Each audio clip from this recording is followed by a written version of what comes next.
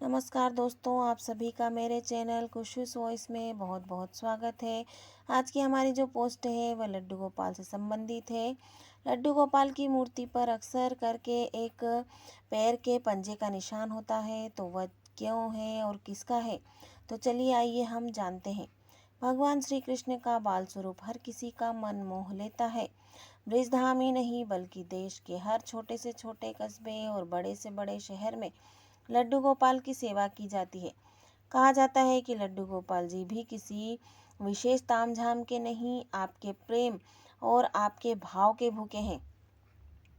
अतः उनको जितना प्रेम, जितना भाव अर्पित किया जाता है, वह उतने आपके अपने होते हैं। लेकिन इस सब के बीच क्या आप ये जानते हैं कि श्री कृष्ण के लड्डू स्वरूप की छाती पर पैर का चिन्ह क्यों होता है?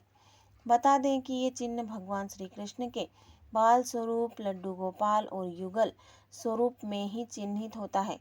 इस निशान को लेकर एक पुरातन कथा में बताया गया है कि एक बार महर्षियों के बीच ब्रह्मा, विष्णु और महेश में श्रेष्ठता को लेकर चर्चा हो रही थी।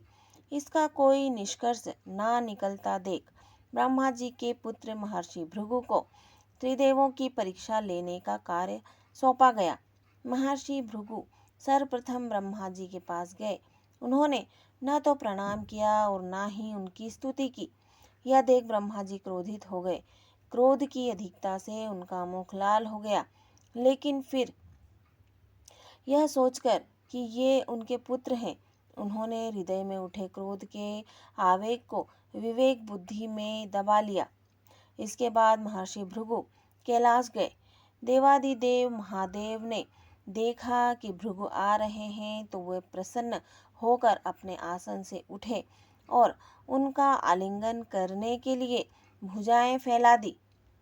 किंतु उनकी परीक्षा लेने के लिए भृगु मुनि उनका आलिंगन अस्वीकार करते हुए बोले, महादेव, आप सदा वेदों और धर्म की मर्यादा का उल्लंघन करते हैं। दुष्टों और पापियों को आप जो वरदान देते हैं, उनसे सृष्टि पर भयंकर संकट आ जाता है। इसलिए मैं आपका आलिंगन कदापि नहीं करूँगा।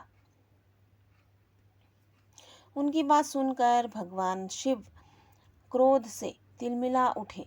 उन्होंने जैसे ही त्रिशूल उठाकर उन्हें मारना चाहा, वैसे ही भगवती सती ने बहुत अनुनय विनय कर किसी प्रकार से उनका क्रोध शांत किया।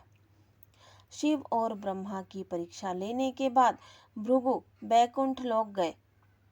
उस समय भगवान श्री विष्णु देवी लक्ष्मी की गोद में सिर रखकर लेटे थे।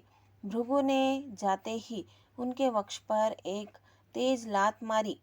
भक्तवत्सल भगवान विष्णु शीघ्र ही अपने आसन से उठ खड़े हुए और उन्हें प्रणाम करके उनके चरण सहलाते हुए बोले, भगवन, आपके पैर पर चोट तो नहीं लगी?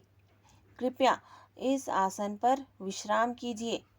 भगवान, मुझे आपके शुभ आगमन का ज्ञान न था, इसलिए मैं आपका स्वागत नहीं कर सका।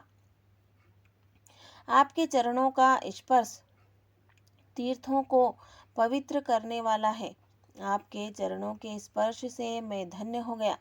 भगवान विष्णु का यह प्रेम व्यवहार देखकर महर्षि भृगु की आंखों से आंसू बहने लगे। उसके बाद वे ऋषि मुनियों के पास लौट आए और ब्रह्मा जी, शिव जी और श्री विष्णु जी के यहाँ के सभी अनुभव विस्तार से बताए। उनके अनुभव सुनकर सभी ऋषि मुनि बड़े हैरान हुए और उनके सभी संदेह दूर हो गए।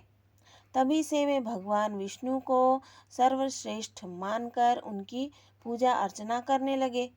भृगु ऋषि के द्वारा मारी गई लात से उनके चरण चिन्ह भगवान विष्णु के स्वरूप उनके विग्रहों की छाती पर मौजूद हैं। ऐसा कहा जाता है कि भगवान विष्णु के पूर्ण अवतार लड्डू गोपाल की छाती पर भृगु के चरण का चिन्ह छपा है। दोस्तों, अगर आपको मेरी पोस्ट अच्छी लगे तो वीडियो को लाइक शेयर ज़रूर करना, और अगर आपने मेरे चैनल को अब तक सब्सक्राइब नहीं किया है तो जल्दी से मेरे चैनल को सब्सक्राइब कर लीजिए दोस्तों। वीडियो देखने के लिए आपका बहुत बहुत धन्यवाद।